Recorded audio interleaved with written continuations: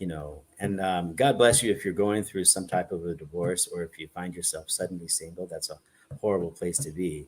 But please, please do yourself a favor as soon as that event happens, and you can get your head on, strapped on right, and start thinking about your future. Please start contributing to your 401k plan. Another thing is that in order for someone to collect Social Security, they have to have worked 40 quarters, which is generally about 10 years.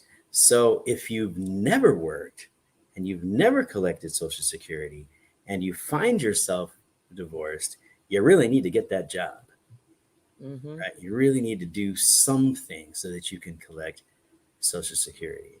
And we find that in very interesting situations. So, for example, I think I may have told you that I'm working with an organization um, that helps men of the cloth, women of the cloth, people of the cloth, um, The save clergy. the clergy, save for their retirement, Ah, and which that's is good. yeah, which is all well and good because if you'll notice, there aren't that many retired preachers around, right? Mm-hmm. And you kind of wonder why there aren't, and it's because they become financial advisors or school teachers or whatever else because there's no money for them once they retire. Mm-hmm. Well, if you think it's bad on them, just think about their spouses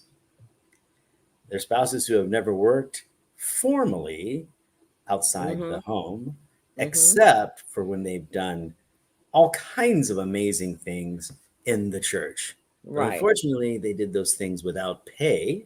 Right. Right?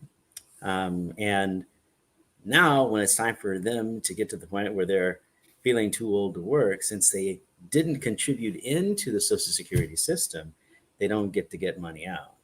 So just think about it this way: your spouse has passed away, you're the non clergy person in the relationship, you haven't worked for Social Security, you haven't had an IRA or something like that, and now the church is going to support you.